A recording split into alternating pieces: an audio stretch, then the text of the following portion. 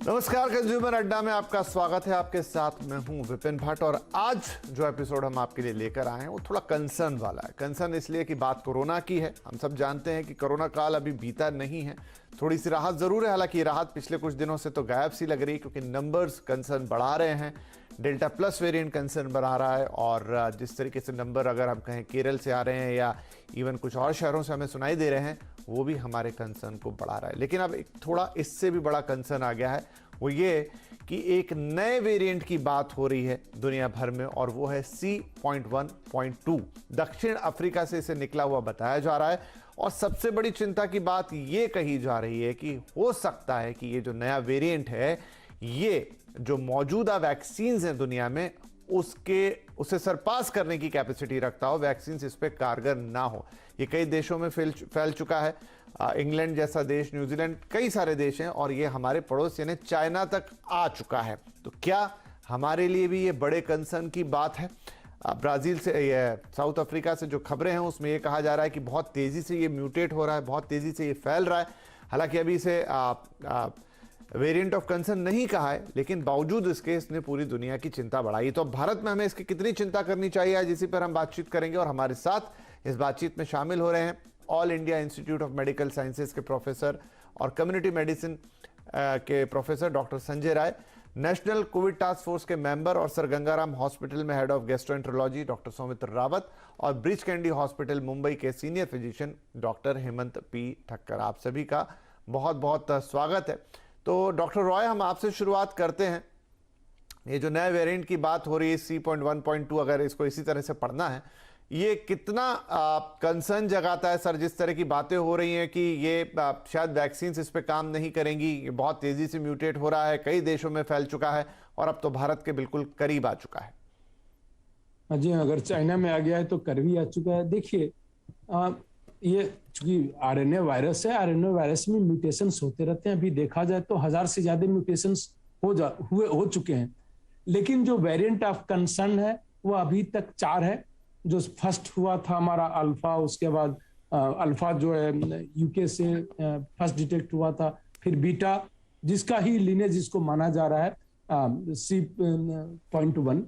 ये जो C.1.2 है तो बीटा आया, बीटा के बाद फिर गामा आया जो ब्राजील का था, और अब उसके बाद हिंदुस्तान का डेल्टा और डेल्टा प्लस। तो ये 4 वेरिएंट ऑफ कंसर्न है। हिंदुस्तान ने डेल्टा प्लस को भी अपनी कंट्री के लिए वेरिएंट ऑफ कंसर्न माना, बट ग्लोबली अभी तक ये 4 है। 4 हमारे पास वेरिएंट ऑफ इंटरेस्ट है। इसको जो नया लीनेज आया है C.1 को, अभी भी इसको वेरिएंट ऑफ इंटरेस्ट में भी नहीं रखा गया, बट पोटेंशियल माना गया है। अभी एविडेंसेस कम है। अभी 7-8 कंट्री से केसेस रिपोर्ट हुए हैं, उनमें से यूके भी है, चाइना भी है। लेकिन अभी की इसकी ट्रांसमिसिबिलिटी कितनी है, क्या पहले से ज्यादा है? एक प्रोबेबिलिटी है कि हो सकता है जो एग्जिस्टिंग वैक्सीन है उससे जो एक्वायर्ड इम्यूनिटी है उसको जो है इन्वेड कर दे, मतलब उसको बाईपास कर दे, जिसको हम इम्यूनिटी एस्केप कहते हैं। इसकी संभावना उन्होंने अभी दर्शाई है, बट हमारे पास कोई ऐसा एविडेंस नहीं है। ये जब ये भी आया था आपका C.1 बीटा वेरिएंट, उस समय भी ये दर्शाया गया था कि हो सकता है कंप्लीटली इन्वेड कर दे, और उन्होंने इसका एस्ट्राजेनेका की वैक्सीन इसीलिए साउथ अफ्रीका ने वापस कर दी थी कि इसका बिल्कुल ही इफेक्ट नहीं है, नॉट बेटर देन प्लेसबो, जो उन्होंने अपने यहाँ क्लिनिकल ट्रायल किए थे उस पे। हाँ, तो कंसर्न था शुरू में, बट अभी तक इसका भी ये कंसर्न है। पोटेंशियल हो सकता है कि वेरिएंट ऑफ इंटरेस्ट हो, बाद में वेरिएंट ऑफ कंसर्न भी बन सकता है, अगर जो पैरामीटर्स हमारे होते हैं इसको देखने के लिए, जैसे क्या इन्फेक्टिविटी ज्यादा है या इन्फेक्टिविटी और सीवियरिटी ज्यादा हो रहा है, या सीवियरिटी सिर्फ ज्यादा हो रहा है, या जो एग्जिस्टिंग मैनेजमेंट है या वैक्सीन है उसको कंप्लीटली या तो इम्यूनिटी को बाईपास कर दे रहा है, या जो हमारा मैनेजमेंट है अभी तक जो बाकी वेरिएंट के साथ हो रहा है उसको जो है इफेक्टिव नहीं है। इन 4 कंडीशन पे हम वेरिएंट ऑफ कंसर्न उसको डिक्लेयर करते हैं। तो अभी प्रिलिमिनरी जो भी एविडेंसेस है, हो सकता है ये आप फ्यूचर में करें, बट अभी इतने एविडेंसेस नहीं है। बट हमें सतर्क रहना चाहिए, क्योंकि कई बार ऐसा होता है जैसे डेल्टा के साथ हुआ कि वो इतनी तेजी से फैला कि एक्शन लेते लेते हुआ जो है हम हाथ से निकल चुका था, मैं अपनी कंट्री की बात करूंगा, कई देश की बात की जाए, तो जब तक हमने एक्शन लेने का सोचा तब तक जो है वह पूरा का पूरा जो है कम्युनिटी में स्प्रेड हो गया, और एक बार स्प्रेड हो गया तो रोकना मुश्किल हो जाता है। जी हाँ, ठीक है। तो डॉक्टर ठक्कर, जैसा डॉक्टर रॉय कह रहे हैं कि अभी ये सारे स्पेकुलेशंस हैं, अभी इसमें कुछ भी पुख्ता नहीं है, कोई भी चीज प्रमाणित नहीं है, और अगर ऐसा है तो क्या स्पेकुलेशन इस लेवल तक जा सकते हैं? कोई तो उसके लिए चीज को देखा गया होगा कि क्या ये सरपास कर सकता है मौजूदा वैक्सीन को? वो थॉट कहां से आता है जहां जिसने भी ये बात कही हो? कोविड में तो जो इस प्रकार का नॉलेज और इस प्रकार की इंफॉर्मेशन ट्रांसमिट होती है वो काफ़ी वॉलेटाइल होती है, पॉइजनस होती है और व्हाट्सएप होती है। मैं डॉक्टर रॉय से बिल्कुल सहमत हूं कि ये अब तक वेरिएंट ऑफ कंसर्न और वेरिएंट ऑफ हाई कॉन्सिक्वेंस हम नहीं कह सकते हैं। हाँ, ये डिस्क्राइब हुआ है साउथ अफ्रीका से और दूसरे 5-6 कंट्रीज से, मगर उसका बिहेवियर, उसका वर्तन, जिसमें वो कैसे इन्फेक्ट करता है, कैसे ट्रांसमिसिबल है, वो कोई भी पीयर रिव्यूड जर्नल या बड़ी लेबोरेटरी दूसरे के साथ सहमत होके अभी तक कोई ऐसे पेपर प्रोड्यूस नहीं हुआ है।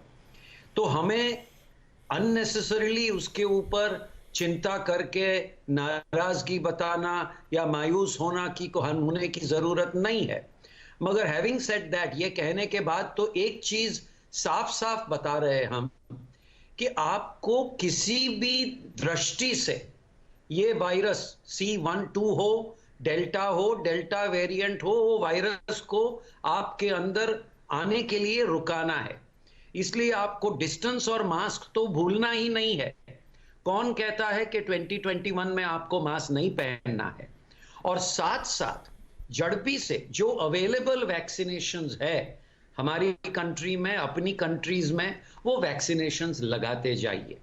अपेक्षा ये है कि 2 साल के बाद यानी कि फरवरी 2022 में इतना कोविड फैला हुआ होगा कि एंडेमिक हो जाएगा, एपिडेमिक में से डाउनग्रेड करके एंडेमिक हो जाएगा। फ्लू के कितने वेरिएंट्स हैं? हर साल फ्लू का वेरिएंट म्यूटेशन होता है, मगर इंसान फ्लू से अभी इतना डरता नहीं था जो वो 50 साल पहले डरता था। जी। तो अभी तो हमें हमारा डिसिप्लिन, कोविड अप्रोप्रिएट बिहेवियर और वैक्सीनेशन करके आगे ही चलना है। जी, ठीक है, बिल्कुल। डॉक्टर सौमित्र, क्योंकि आप नेशनल कोविड टास्क फोर्स में हैं, तो जब इस तरह की खबरें आती हैं तो जो कोविड टास्क फोर्स है नेशनल लेवल पे, वो कैसे फिल्टर करता है? मतलब आप कैसे इन चीजों को एनालाइज करते हैं? क्या WHO की बात को ही सिर्फ मानते हैं या अपने लेवल पर फिर कुछ और रिसर्च करते हैं? अब ये नए वेरिएंट की बात आई है तो नेशनल टास्क फोर्स में इस समय क्या चल रहा है? ऐसा है कि हमें सतर्क रहना है, जैसे डॉक्टर ठक्कर ने भी बताया है, और ये हमें देखना है कि इससे डरना नहीं है। और 5 चीजें हैं जो कि हम लोग भी बार बार बोलते हैं: test, treat, diagnose and Covid appropriate behaviour and vaccination. ये हमें सारा कुछ करना है। और जो अवॉइड है, लार्ज गैदरिंग को हमें अवॉइड करना है, जिससे कि हम संक्रमित ना हो। और ये जो आपने बताया है C12, इसका अभी तक पीयर रिव्यू जर्नल में पब्लिकेशन नहीं हुआ है। ये national institute of communicable disease है साउथ अफ्रीका में। उन्होंने ये देखा है कि जो आपका म्यूटेशन हुआ था, पहले C1 वायरस था, वो म्यूटेट होके C1.2 हो गया है। तो it is a virus of interest, अभी तक वायरस ऑफ कंसर्न नहीं बताया गया है। और उन्होंने ये देखा है, जब जीनोम सीक्वेंस इन्होंने मई में करी थी साउथ अफ्रीका में, 0.2% लोग C12 का उनको वायरस का इन्फेक्शन था। जून में ये 1.6 हुआ है, जुलाई में ये 2% हुआ है। तो अभी ये धीरे धीरे बढ़ रहा है।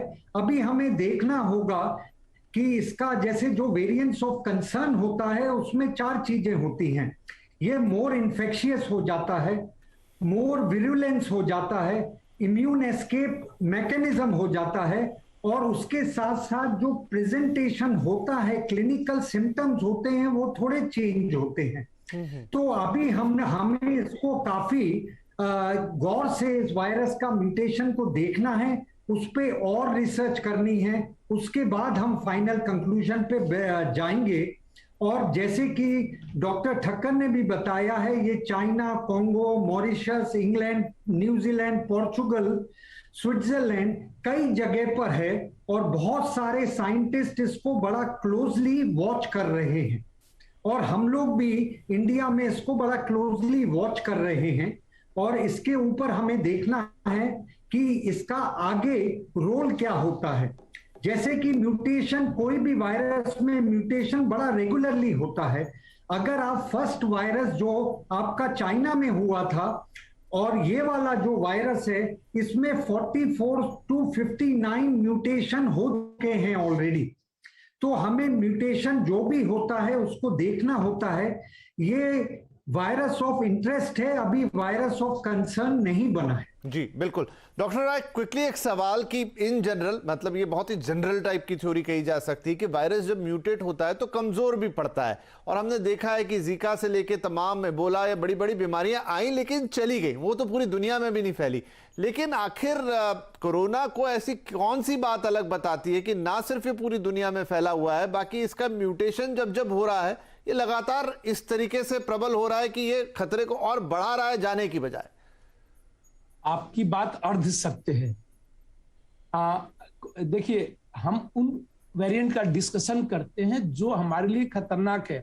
म्यूटेशंस इनमें भी बहुत से हुए हैं और बहुत सी म्यूटेशंस उस वायरस के लिए भी घातक हो जाते हैं, और वो हुआ है इसमें भी। कुछ म्यूटेशंस माइल्ड बना दिए, लेकिन कुछ म्यूटेशंस जो है इसको और घातक बना दिए। जैसे इन्फेक्टिविटी बढ़ गई, डेल्टा की कहिए तो बहुत ही ज्यादा उसकी इन्फेक्टिविटी होगी। सीवीआरटी अल्फा में पहले था कि सिर्फ इन्फेक्टिविटी बढ़ी है, सीवीआरटी नहीं बढ़ी है। बाद में जो पब्लिकेशंस आए वो उसके अनुसार उनकी सीवीआरटी भी बढ़ गई, जो यूके ने रिपोर्ट किया। पब्लिकेशन वहां से जो भी आए उसमें ये था। तो सेम सार्स कोरोना वायरस 2 के म्यूटेशंस हजारों से ज्यादा हो चुके हैं। सारे म्यूटेशन से हमें मतलब नहीं होता। कुछ म्यूटेशंस आपने जैसा बताया उनके लिए घातक हो जाते हैं, माइल्ड हो जाता है वायरस, और वह सर्कुलेशन से या तो खुद घातक हो गया तो हट गया, या माइल्ड हो गया तो लोगों को इन्फेक्ट हो रहा है। माइल्ड होने से फायदा ही हो जाता है कि हमें पता नहीं चलता हमें इन्फेक्शन हो गया, बट वह इम्यूनिटी प्रोवाइड कर देता है, और वह कर रहा है। ये सार्स के जितने भी वेरिएंट आए, एक बार जो कोविड रिकवर्ड पेशेंट हैं उनमें जो है अभी भी इम्यूनिटी लंबे ड्यूरेशन तक देखी जा रही है। तो ये एक बेनिफिट है। तो अगर माइल्ड होके वो इन्फेक्ट करता है तो बेटर है, बट हो क्या रहा है कि ये ज्यादा जो खतरनाक हो जा रहे हैं वह उतने ही ज्यादा ट्रांसमिसिबल भी हो जा रहे हैं। जैसे अभी लेटेस्ट में डेल्टा, जो सबसे 4th वेरिएंट हमारा है, डेल्टा का है, जो फर्स्ट टाइम इंडिया से रिपोर्ट हुआ था, उसका बढ़ गया। तो जो हम चर्चा करते हैं वो इनकी करते हैं, ऐसा नहीं है कि बाकी नहीं हुए हैं। दूसरे वायरस में इतने म्यूटेशंस सब में रिपोर्ट नहीं होते, क्योंकि ये आरएनए वायरस है, ये सिंगल स्टैंड होता है। जो भी अगर डबल स्टैंड हो तो उसमें दूसरा स्टैंड जो उसको बैलेंस करता रहता है, एरर होने के चांसेस कम है। ये एक तरीके से एरर है। जब वो ग्रोथ करता है और मल्टीप्लाई करता है, बहुत ही फास्ट मल्टीप्लिकेशन होता है, तो कुछ ना कुछ उसमें एरर आ जाते हैं, और उसी एरर को हम म्यूटेशंस बोलते हैं। या तो कहीं एक कोई सीक्वेंस मिस हो जाता है या नया सीक्वेंस वहां बन जाता है। जैसे अभी की जो C.1.2 में है, इसमें सब में स्पाइक प्रोटीन में ही है, जितने अल्फा चाहे बीटा गामा है, बट C.1.2 में जो है वो कई म्यूटेशंस हो गए हैं। तो स्पाइक प्रोटीन में भी कई जगह पे म्यूटेशन हुए, इसलिए जो है लोगों को ये लगने लगा है। और अच्छी बात है, हमें हमेशा जो है सतर्क रहना चाहिए कि कहीं अगर ये खतरनाक हो गए तो जल्दी से जल्दी हमें डिटेक्ट करना चाहिए, तो उसको मॉनिटर करते रहना चाहिए। इसको देख के लग रहा है कि हो सकता है यह आगे खतरनाक हो। जो सबसे बड़ी प्रोबेबिलिटी उन्होंने की है, अभी प्री प्रिंट मीडिया में एक उन्होंने 2-4 दिन पहले ही अभी डाला भी था, अभी पीयर रिव्यू जर्नल में पब्लिश नहीं हुआ है, जिसमें उन्होंने ये कहा है कि हो सकता है यह जो है जो एग्जिस्टिंग इम्यूनिटी है उसको बाईपास कर जाए। फर्स्ट टाइम ये वायरस जो है, ये लीनेज जो है C.1 का ही लीनेज है, उसको यह डिटेक्ट हुआ था उनके यहाँ मई में। अभी अगस्त खत्म हो गया है, सितंबर आने वाला है, बट उतनी बड़ी प्रॉब्लम अभी तक नहीं किया है। तो इसलिए लग रहा है कि इन्फेक्टिविटी तो शायद उतनी ज्यादा बहुत ही हाई नहीं है अगर डेल्टा से कंपेयर करें, जो देख के लग रहा है। अभी कहना बहुत ही अर्ली होगा, बट जो भी एविडेंसेस है उस बेसिस पे लेकिन इम्यूनिटी बाईपास करने की हो सकता है, जो है प्रोबेबिलिटी हो सकती है। ठीक है, तो इम्यूनिटी बाईपास कर सकता है, वैक्सीन को मात दे सकता है। हमारा वैक्सीनेशन प्रोग्राम भी बहुत तेजी से चल रहा है। तो क्या अगर ऐसा कोई वायरस या यही वायरस या आगे हमारे डेल्टा प्लस जिसकी हम बात करते हैं, जो कि इतना इन्फेक्शियस है और उसके भी कुछ केसेस अब हिंदुस्तान में दिखने लग गए हैं, तो ये सब चीजों में वैक्सीन का क्या रोल बनता है और आपको हैंड सैनिटाइजेशन, मास्किंग और सोशल डिस्टेंसिंग के अलावा वैक्सीन को किस तरीके से लेना है, चर्चा जारी रहेगी इस छोटे से ब्रेक के बाद।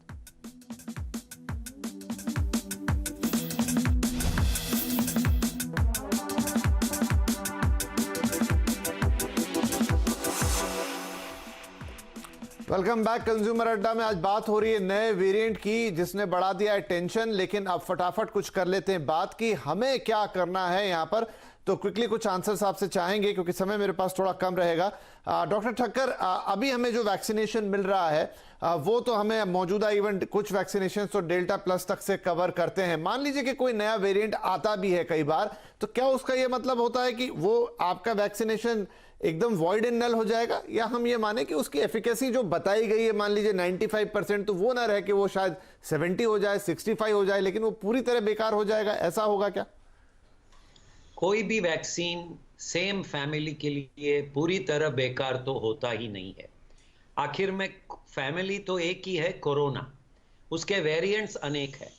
तो हाँ, आपने ये बात की कि जो 95% उसकी एफिकेसी 75% हो जाती है, बट 75% एफिकेसी का मतलब आपको एंटीबॉडी प्रोडक्शन तो खासा हो जाता है जी। तो समझो आपको वेरिएंट से भी इंफेक्शन होता है, तो वेरिएंट का 75% जेनेटिक मटेरियल तो उन लोग एंटीबॉडीज से कुछ कुशन मिल जाएगा इन लोगों को।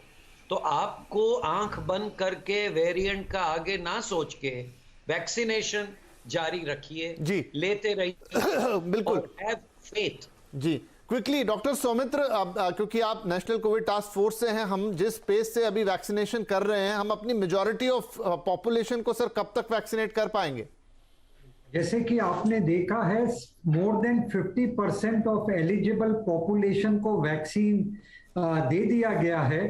और जो हमारा एम है कि इस साल के एंड तक सारे के सारे एलिजिबल लोग वैक्सीनेट हो जाएं। और जैसा कि आपने भी न्यूज सुनी होगी कि Himachal Pradesh became a first state जहां की एलिजिबल लोगों को फर्स्ट डोज एडमिनिस्टर हो चुकी है। राइट। और जैसा कि आपने बताया है कि जो 5 चीजें हमें करना है, test, track, treat, Covid appropriate behaviour and vaccination. बिल्कुल, एफिकेसी आपकी 10% डाउन होगी मैक्सिमम, लेकिन जो वैक्सीन है वो इतना ज्यादा प्रोटेक्शन करती है। आपको अगर इन्फेक्शन होगा भी माइल्ड होगा, सीवियर इन्फेक्शन नहीं होगा, हॉस्पिटलाइजेशन और आईसीयू में जाने के चांसेस नौबत नहीं आएगी। जी सर, मेरा क्योंकि समय समाप्त हो रहा है इसलिए मैं इंटरप्ट कर रहा हूं, आई एम सो सॉरी। लेकिन जो हमारा डॉक्टर पैनल कह रहा है वो यही कह रहा है कि हमारे हाथ में है, वो हमें पहले करना है। मसलन हमें वैक्सीन अगर नहीं लगी है तो तुरंत लगवानी है और पूरा कोविड एप्रोप्रिएट बिहेवियर फॉलो करना है। नया वेरिएंट हो, डेल्टा प्लस हो, C.1.2 हो, अब इस पर आप डायरेक्टली कुछ नहीं कर सकते, अभी इस पर और स्टडीज होनी बाकी है। वेरिएंट ऑफ इंटरेस्ट है, आगे कॉज और कंसर्न भी बनेगा, तो भी हमारे पास जो तरीके हैं वही हमें बचाएंगे। तो ये ठीक है, इस पर नजर रखे हुए हैं हमारे पूरे देश के साइंटिस्ट और डॉक्टर्स की, इस पर नजर है और उसके लिए जो भी अप्रोप्रिएट चीजें होंगी वो जरूर वक्त वक्त पे बताई जाएंगी। लेकिन फिलहाल हमें फोकस करना है जो हमारे हाथ में है। तो प्लीज अपना ध्यान रखिए, कोविड अप्रोप्रिएट बिहेवियर कीजिए और वैक्सीन अगर ना लगा हो तो तुरंत अपॉइंटमेंट लेके सबसे पहले वैक्सीन लगवाइए। आप सभी डॉक्टर्स का इस कार्यक्रम में शामिल होने के लिए और अपनी राय रखने के लिए बहुत शुक्रिया सर। नमस्कार।